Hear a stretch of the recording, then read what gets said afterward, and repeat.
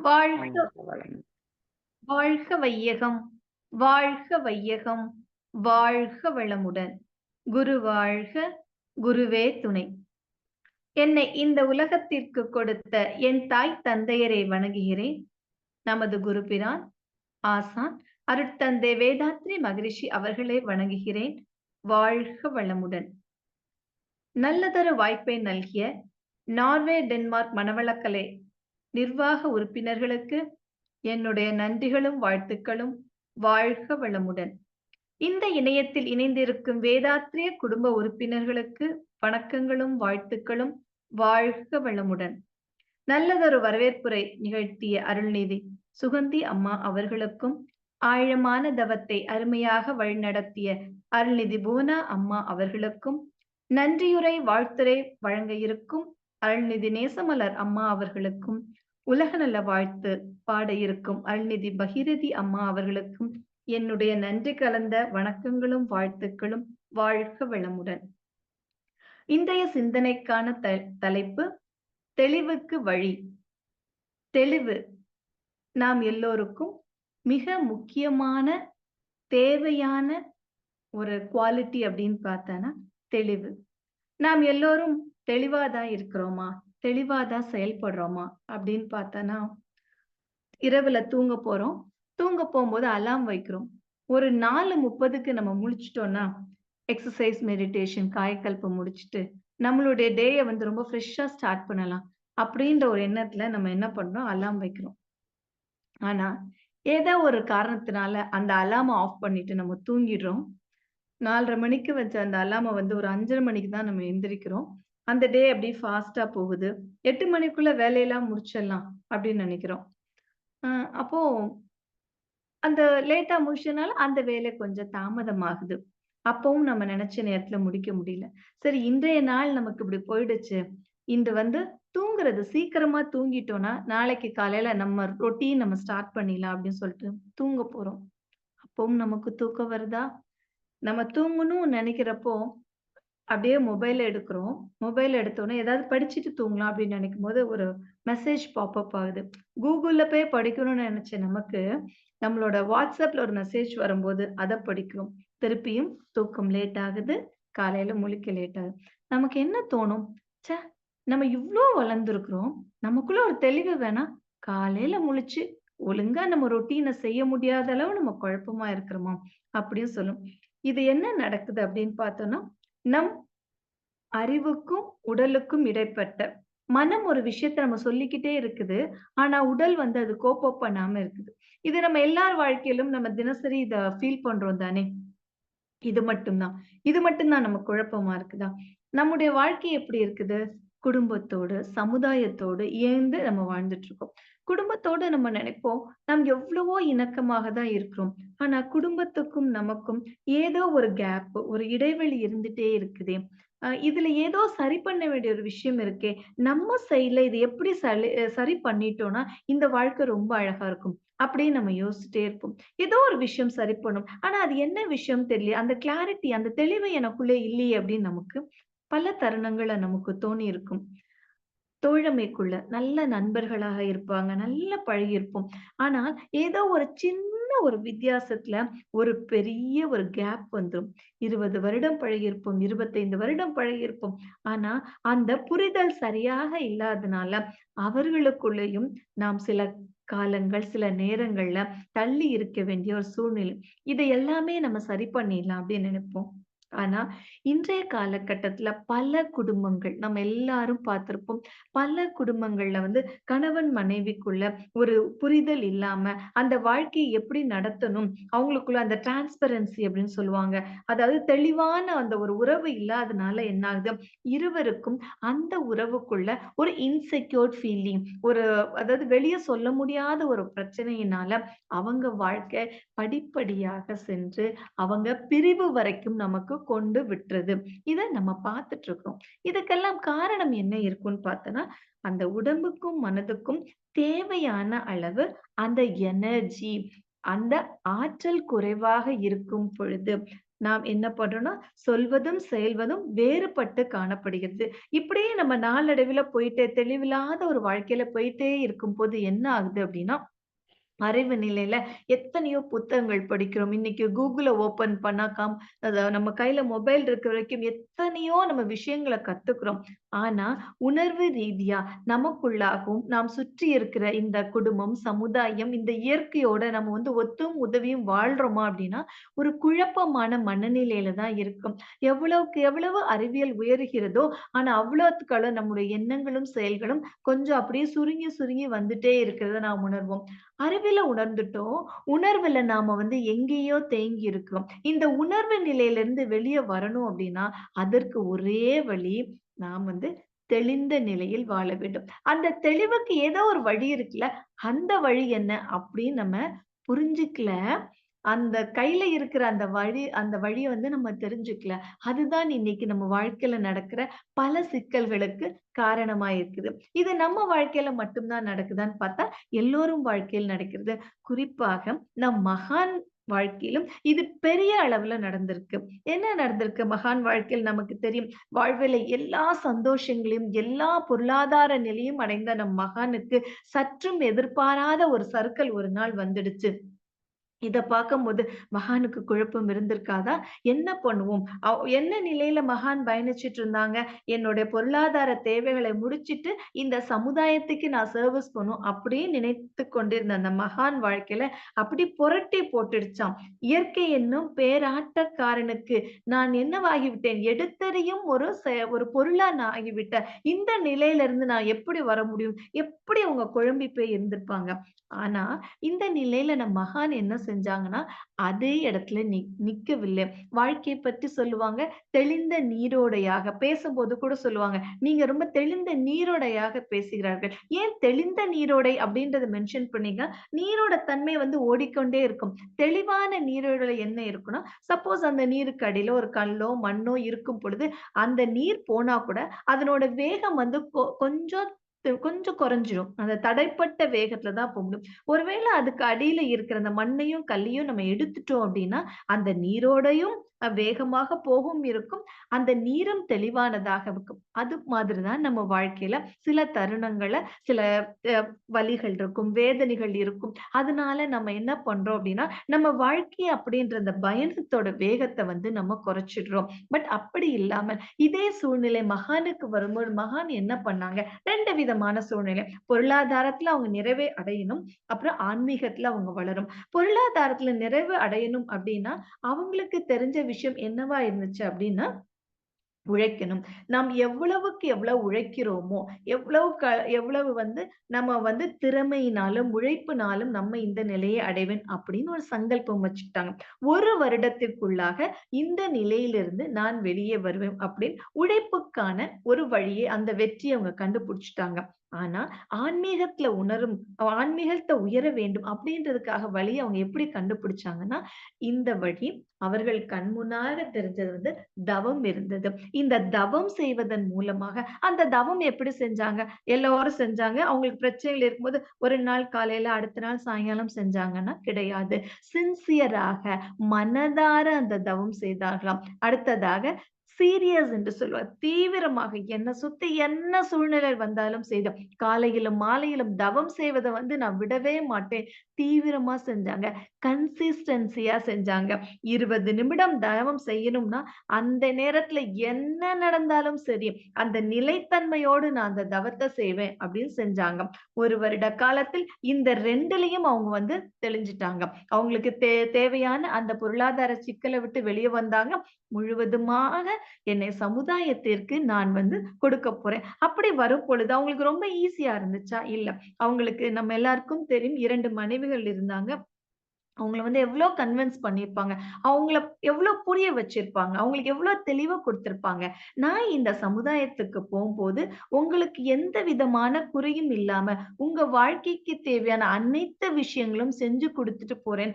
அவங்க மட்டும் தெளிந்தால் போதாது, தன் மனைவிமார்களையும் தெளிய வச்சு இந்த சமுதாயத்துக்கு வந்தாங்க. இவ்ளோ கஷ்டப்பட்டு இந்த சமுதாயத்துக்கு வந்த மகான் அப்படியே இருந்தாங்களா? இன்னைக்கும் நம்ம நெனைக்கிற மாதிரி எல்லா மகான்கள் நம்ம உயர்ந்து பிரமிக்கிற மகானா பார்க்க வச்ச அந்த விஷயம் என்னவா இருந்துச்சுன்னா, மகான் வந்து ரொம்ப எளிமையாக இருந்தாங்க. எல்லோரும் சொல்லுவாங்க. மகான பழகுன பல அன்பர்கள்ட்ட பேசுற வாய்ப்பு கிடைச்சப்போ சொல்லுவாங்க. அவங்க ரொம்ப எளிமையா இருப்பாங்க. நம்மளா நெனைக்கிற மாதிரி ஒரு பெரிய டிஸ்டன்ஸ் அவங்களுக்கும் நமக்கு எல்லா கேள்விகளுக்கும் ரொம்ப எளிமையா, எதார்த்தமான பதில சொன்னாங்க. 2வதாக இருந்த மிகப்பெரிய குவாலிட்டி சுயநலமாக, இவ்ளோ கஷ்டப்பட்டு இந்த வேதாத்திரியத்த உருவாக்கின போதும், ஒரு விஷயம் கூட தனக்கு இல்லாம, முழுவதுமாக எந்த ஒரு சுயநலம் இல்லாம அப்படியே அந்த சமுதாயத்துக்கு கொடுத்தாங்க. இந்த சமுதாயத்துக்கு கொடுக்கும்பொழுது அவங்களுக்கு என்ன இருந்துச்சு? அடிப்படையில மக்கள் நலன் அடையணும். இந்த சமுதாயம் உயரணும் அப்படின்ற ஒரு தெளிவான பார்வையாக இருக்கிறார்கள். இன்னைக்கு நாம் எவ்வளவோ உயர்ந்த தலைவர்கள பார்க்கிறோம். நெறைய அன்பர்கள பார்க்கிறோம். அவங்களுக்கெல்லாம் என்ன இருக்குன்னா, அடிப்படையில ஒரு சுயநலம், மக்கள் நலன் இருந்த போதிலும், அந்த சுயநலம் இது மூலமா எனக்கு என்ன கிடைக்குது? இது மூலமா என்னுடைய பேர் எப்படி இருக்கு? எனக்கான அந்த இடம் இந்த சமுதாயத்துல கொடுக்கப்படுகிறதா? அப்படின்னு நெனச்சாங்க. பட் எதுவுமே இல்லாம, அவங்களோட அந்த பார்வை வந்து ரொம்ப தெளிவாக இருந்ததுனால தான், இன்னைக்கு வேதாத்திரியம் அப்படின்ற பொக்கிஷத்த நம்மளால ரசித்து, ருசித்து நம் வாழ்க்கையில ஒரு பங்காக மாத்த முடியுது. இதுக்கெல்லாம் அடிப்படை என்ன? கடைசில என்ன மகானுக்கு புரிஞ்சது அப்படின்னு பார்த்தோம்னா, இறைநிலை துல்லியமாக, சரியாக இயங்கிக் கொண்டிருக்கிறது அப்படின்றது புரிஞ்சுது. அந்த ஆன்மீக தேடல. நமக்கெல்லாம் அந்த அளவு புரியுமா அப்டின்னா, புரியுது. ஆனா, அந்த நிமிடம் உண்மையை அந்த உள்ளவாறே நம்ம வந்து அக்செப்ட் பண்றோம். ஆனா, கொஞ்ச நேரத்துல சிறிது நம் வாழ்க்கையில சில மாற்றங்கள் ஏற்படும்போது என்னன்னா, அந்த நிலையிலிருந்து நம்ம கொஞ்சம் பின்னாடி வர்றத நம்மளால உணர முடியுது. அப்போ மகான் சொல்றாங்க, "உணர்ந்தால் தெளிவு." முதல்ல நீங்க உணரணும். எல்லையற்ற அந்த இறைவன் வந்து எனக்கு எல்லாமே சரியாக தான் செய்து கொண்டிருக்கிறதுன்றத உணரணும். அதை உணர்ந்த பின்னால் தெளிவு. உணர்தல் தான் புரிதல் அப்படின்றாங்க. புரியுது. நமக்கு எல்லாமே புரியுது. நம்ம பயிற்சிகள் மூலமாக, நம்ம உணர்தல் மூலமாக நமக்கு எல்லாமே புரியுது. அந்த புரிதல் வந்து 2 விதமான ஒரு ஃபீல நம்ம 2 விதமான ஒரு உணர்வ நமக்கு குடுக்குது. முதல் உணர்வு என்னன்னா, சமாதானம். ஒரு விஷயத்த புரிஞ்சுக்கிறது மூலமா, என்னுடைய வாழ்க்கை இப்படி இருக்கணும்னு நெனைக்கிறோம். பட் அதுலேருந்து மாறி நடக்கும்போது எப்படி சமாதானம் பண்ணிக்கிறோம்னா, நம்ம எண்ணங்கள் மூலமா சமாதானப்படும். என்ன எண்ணங்கள நம்ம குடுக்குறோம்? இது உண்மையா இருந்தாலும், இது காலத்தால சரியாகும் அப்டின்ற எண்ணங்கள் இருக்கு. அப்புறம் விளக்கங்கள். ஏற்கனவே நம் புத்தகங்கள் படிக்கிறோம். நெறைய பேச்சு கேட்கிறோம். நெறைய விஷயங்கள் தெரிஞ்சு கொள்றோம். இது மூலமா அந்த விளக்கங்கள் மூலமா நமக்குள்ளாக ஒரு சமாதானப்படுத்துகிறோம். இன்னும் அடுத்த நிலையில என்னன்னா, நான் நினைத்தது நடக்கவே முடியல அப்டின்றபோது ஆறுதல் சொல்லுகிறோம். அந்த ஆறுதலுக்கு நாம் எடுத்துக்கொள்கிற வார்த்தை தான் விதிப்படி எல்லாமே நடக்கிறது. அது இருக்குதா? இல்லையா? அப்படின்றத நம்ம இதுவரைக்கும் ப்ரூஃப் பண்ணாத ஒரு விஷயத்த நமக்குள்ளாக நம்ம கொண்டு வரோம். பட் மகானோட நோக்கம் என்னவா இருந்ததுன்னா, விஞ்ஞானமும், மெய்ஞானமும் ஒரு பாயிண்ட்ல மீட் பண்ணுது. இது 2யும் மீட் பண்ற அந்த 2யுமே நம்ம மக்களுக்கு குடுக்கும்போது தான் அவங்களுக்குள்ளாக தெளிவு வரும்னு நெனச்சாங்க. அதுக்காக தான் மகான் சொன்னாங்க, "சொல்லால் மட்டும் நம்பாதே, சுயமாய் சிந்தித்தே தெளிவாய்." இந்த சுயமாய் சிந்திக்கும் பொழுது என்ன ஆகும்? ஒரு சின்ன எக்ஸாம்பிள் சொல்றேன். நம் வாழ்க்கையில வந்து ஒரு உடல் உபாதை நமக்காக வரலாம். நாம் சற்றும் எதிர்பார்க்காத ஒரு வலி வரலாம். இழப்பு, ஈடு செய்ய முடியாத ஒரு இழப்பு வரலாம். இந்த தருணங்கள்ல நமக்கு இது புரியுது. இப்ப இது வந்து நடந்து விட்டதுன்னு புரியுது. நமக்கு நாமே சமாதானம் செய்கிறோம். ஆனா, அத நம் உடலோ, மனமோ அதை ஏற்றுக்கொள்ள வந்து ரொம்ப கஷ்டப்படுது. சமாதானம் செய்தவர்கள் என்ன பண்ணுவாங்க? ஆறுதலான வார்த்தைகள் கூறுவாங்க. நமக்காக நேரம் செலவழிப்பாங்க. ஆனாலும் ஒரு குறிப்பிட்ட காலத்துக்கு பின்பு இந்த வலியோ, இந்த இழப்போ, இந்த உடல் உபாதையோ நாம் ஏற்றுக்கொள்வதன் மூலமாக முழுவதுமாக அதிலிருந்து நாம் வெளிவர முடியும். இத எப்படி பார்க்கணும் அப்டின்னா, இந்த மாற்றம், இந்த ஏற்றுக்கொள்ளுதல் வந்து எனக்குள்ளாக ஒரு நிகழ்வாக நடக்க வேண்டும். அந்த நிகழ்வு அப்டின்றனா, அது இயற்கையா நடக்கிற ஒரு விஷயத்த நம்ம நிகழ்வுன்னு சொல்லுவோம். இது எப்படி சாத்தியமாகும்? அந்த நிகழ்வ என்னால எப்படி உணர முடியும்னா, மகான் வந்து ஒரு பாடல் வரிகள குடுத்திருக்கிறாங்க. தெளிவுக்கு வழி. தனியறியும் பெருநோக்கில் உயர்ந்த மக்கள் தரணியில் ஆயிரம் ஆயிரமாகும். என்ன நான் புரிஞ்சுக்கிறேன் அப்படின்னு சொல்லிட்டு ஆயிரம் ஆயிரமான மக்கள் இந்த உலகத்துல இருந்தாங்க. தனியறிய முயன்றோர்கள், அறிந்த பெயர்கள், தந்துள்ள விளக்கங்கள் எண்ணிறந்த அவங்கவங்கள் அறிவு நிறையில என்னெல்லாம் தோணுச்சோ, அந்த விளக்கங்கள்லாம் நமக்கு குடுத்திருக்கிறாங்க. தனையறிய ஆர்வமுள்ளோர் மனம் குழம்பி தத்தளிக்கும் நிலை வழி தவமாகும். இந்த கேள்விகளுக்கெல்லாம் பதில் தெரிஞ்சிட்டு இருக்கும்போது நம்ம தத்தளித்துட்டு இருக்கோம் தான். அந்த எல்லா தத்தளிப்புக்கும் ஒரே பதிலாக இருப்பது தவம். இந்த தவம் செய்ய செய்ய என்ன நடக்குது? முதலாவதாக புரிதல் நமக்குள்ளாக வருகிறது. 2வதாக அந்த தவத்தின் மூலமாக நமக்கு ஒரு சமாதானம் கிடைக்கிறது. அந்த சமாதானம் கிடைக்க கிடைக்க நம்மை சுற்றி நடக்கும் அந்த நிகழ்வுகளை ஏற்றுக்கொள்ள தயாராக இருக்கிறோம். முதலாவதாக தவத்துல என்ன நடக்குது? எல்லாரும் கண்ண மூடி தவம் பண்றோம். நெறைய தவத்த பத்தின ரிசர்ச் போயிட்டே இருக்குது. பட் முதலாவதாக தவத்துல நடக்கிற விஷயம் என்ன? கண்கள் வழியாக நாம் எல்லோருக்கும் தெரியும் 70-80% நம்மளோட எனர்ஜி கண்கள் மூலமா போயிட்டு இருந்திருக்கு. அந்த வெளிய போயிட்டு இருந்த அந்த ஆற்றல், நாம் வாழ்க்கையில நடக்கப் போற எல்லா குழப்பங்களுக்கும் காரணம் அந்த ஆற்றல் குறைவு தான் அப்படின்னு நான் ஏற்கனவே சொன்னேன். அந்த அந்த ஆற்றல் வெளிய போறது முதலாவதாக நமக்குள்ளாக சேமிக்கப்படுகிறது. முதல்ல இருக்கிற விஷயத்த எப்படி சரி பண்ணணும்? அந்த ஆற்றல நாம் சேமிச்சுட்டோம். 2வதாக அந்த ஆற்றலை பெருக்க வழி செய்கிறோம். தவத்துல தன்னிலை உணர்தல் அப்படின்ற ஒரு விஷயம் நடக்கும் பொழுது, அந்த ஆற்றல் அதிகப்படியாக நம்முள்ளாக சேமிக்கப்படுகிறது. அதிகப்படியான ஆற்றல நம்ம சேமிக்க சேமிக்க நமக்குள்ள என்ன மாற்றங்கள்லாம் நடக்குதுன்னு நம்ம இப்ப சிந்திப்போமா? முதல்ல நமக்குள்ள ஒரு நல்ல விஷயங்களும், கெட்ட விஷயங்களும் கலந்தது தான் மனிதர்கள். அப்படித்தானே? அப்போ எனக்குள்ள positive and negative thoughts, attitude, actions இது எல்லாமே இருக்குது. என்னை நான் முழுவதுமாக ஏற்றுக்கொள்கிறேன். எப்போ? தன்னிலை விளக்கம் பெறும் பொழுது, நான் தவத்தின் பலனாக என்னை முழுவதுமாக ஏற்றுக்கொள்கிறேன். 2வதாக என்ன நடக்கிறது? சுய விமர்சனம். நான் தெரிஞ்சோ தெரியாமலோ இந்த தப்ப பண்ணிட்டேன். அந்த மனநிலையில, அந்த சூழ்நிலையில அந்த ஒரு தப்ப செய்து விட்டேன். இதிலிருந்து எப்படி வெளிய வர முடியும்?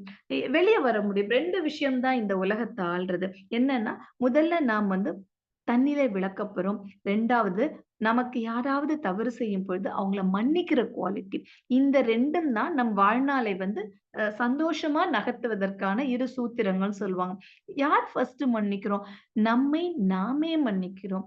தெரியாத சூழ்நிலையில செய்தா கூட, ஏதோ அது நடந்து விட்டது. இதிலிருந்து வெளிய வருவதற்கு என்ன வழி அப்படின்னு போணும்னா, முதல்ல மன்னிக்கணும். அந்த மன்னிப்புல யாராக மாறுகிறோம்னா, கருணை உள்ளம் கொண்டவர்களாக. ஓகே. ஏதோ நடந்து விட்டது. இனிமேல் இது நடக்காம இருக்கணும்னா, நான் என்னையே ஒரு கருணை உள்ள ஒரு ஒரு ஜீவனாக நான் பார்க்கும் அந்த தருணம் வழியை நோக்கி நான் பயணிக்கிறேன். இப்படி பயணிக்கும் இருக்கும்போது, அந்த வாழ்க்கை நமக்கு ஆன்மீகத்துக்கு முதல் படிய நமக்கு கொடுத்து வைக்கும். ஆன்மீகத்துல நம்ம வந்துட்டோம். தவத்தோட பலன நம்ம படிப்படியா உணர ஆரம்பிச்சுட்டோம். இது எனக்குள்ளாக மட்டும் இருந்தால் போதுமா? நம்முடன், நம் குடும்பத்தாருடன், இந்த சமுதாயத்துடன் இது இருக்கணும்.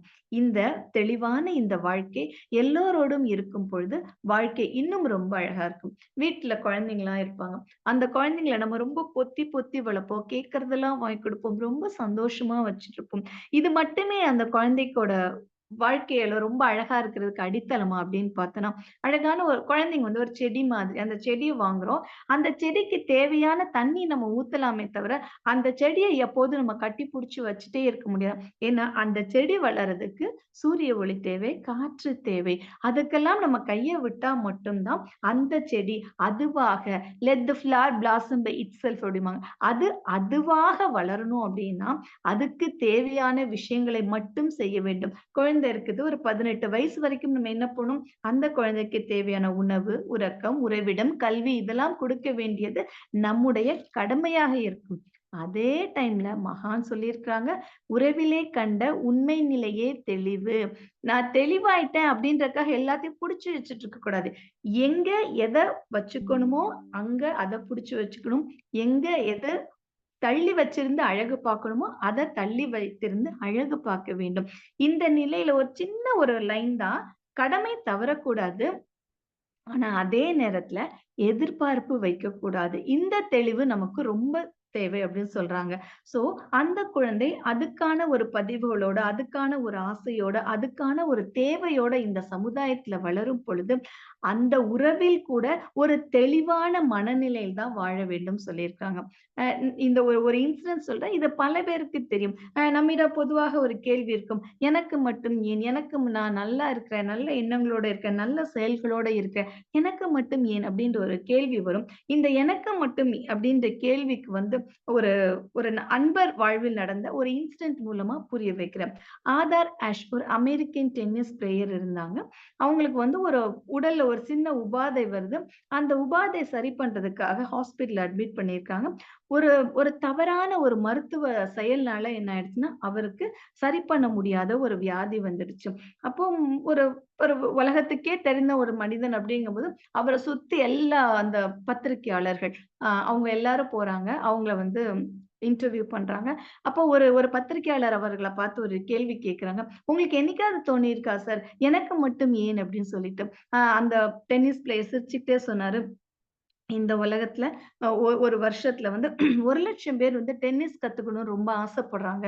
அப்படி டென்னிஸ் கத்துக்கணும்னு ஆசைப்படுறவங்கள 10,000 பேரால் தான் அவங்க சூழ்நிலை காரணமாக அந்த பெற்றோர்கள் வந்து அந்த டென்னிஸ் கிளாஸ்க்கு அனுப்புறாங்க. இந்த 10,000 பேர்ல 100 பேர் தான் அந்த இறுதி போட்டிக்கு விளையாடுறதுக்கே தகுதியாறாங்க.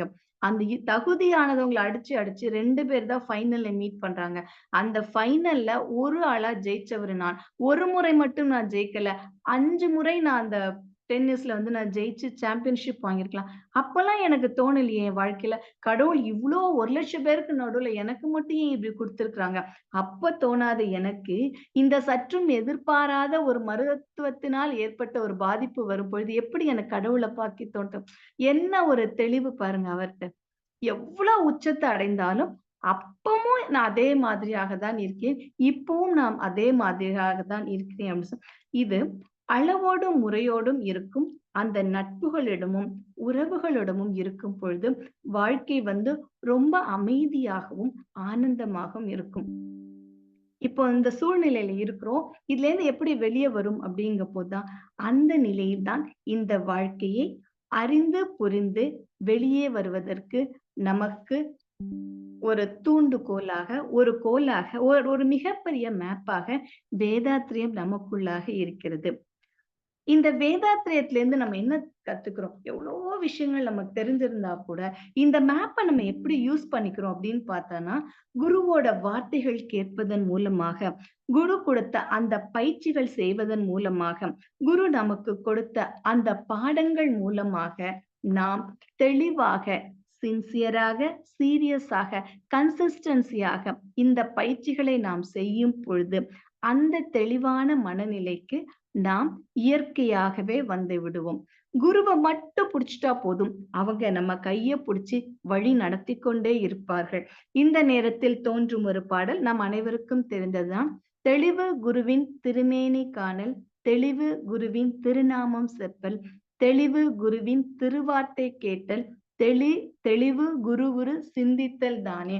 குருவ மட்டும் நம்ம கட்டியா புடிச்சுட்டா போதும். நம் வாழ்க்கைக்கு தேவையான அனைத்து விஷயங்களும் நமக்கு கிடைத்துக் கொண்டே இருக்கும். வாழ்க்கை எப்படி புரட்டி போட்டாலும், வாழ்க்கையில் என்ன நடந்தாலும், நம் வாழ்க்கை தெளிவானதாக வாழ்வதற்கு சாத்தியமே. இது எப்படி சாத்தியப்பட்டது? மகானுக்கு தன்னை அறிதல் மூலமாக சாத்தியப்பட்டது. அந்த தன்னை அறிதல் நமக்கும் எப்பொழுது கிடைக்குமோ, அப்பொழுது நம் வாழ்க்கையில் எல்லாமே சாத்தியமாக இருக்கிறது. நல்ல எண்ணமே நல்ல சொல்லைக் கொடுக்கும். நல்ல சொல்லே நல்ல செயலை நமக்கு கொடுக்கும். நல்ல செயல் நம்மிடம் மட்டும் இல்லாமல் இந்த உலகில் உள்ள எல்லோரிடமும் நல்ல மாற்றத்தை கொடுக்கும். சோ நல்ல செயல்களை செய்வோம். நல்ல விளைவை ஏற்படுத்துவோம். தன்னை அறிந்தவன் தரணியை ஆளலாம் என்பது ஆன்றோர் வாக்கு. இந்த தரணியை நான் மட்டும் ஆண்டால் போதாது. என்னை சுற்றியுள்ளவர்களும், இந்த பிரபஞ்சத்தில் உள்ள எல்லா ஜீவராசிகளும் முழுவதுமாக வாழ்வதற்கு மட்டுமே வந்திருக்கிறது. எல்லா ஜீவராசிகளும் வாழ்வதற்கு அதுக்கான ஸ்பேஸ நம்ம குடுக்கணும். ஒரு குருவி இருந்தா கூட அதுக்கு சுதந்திரம் இருக்கிறது. ஒரு காக்கை இருந்தால் கூட அதற்கு சுதந்திரம் இருக்கிறது.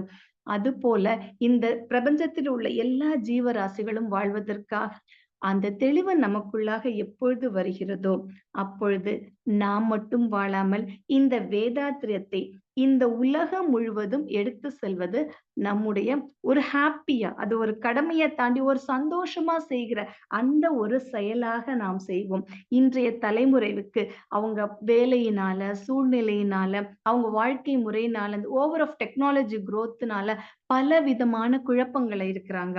அந்த குழப்பங்கள்ல இருக்கிற முக்கியமாக இந்த இளைய தலைமுறைகளுக்கு இந்த வேதாத்தியத்தை எடுத்து கொண்டு போவது மூலமாக இந்த சமுதாயத்தை முழுவதுமாக மாற்ற முடியும் என்று கூறி நல்லதொரு வாய்ப்புக்கு நன்றி. வாழ்க வளமுடன். அனைவரும் தொண்டாற்றி இன்பம் காண்போம். வாழ்க வளமுடன், வாழ்க வளமுடன், வாழ்க வளமுடன்.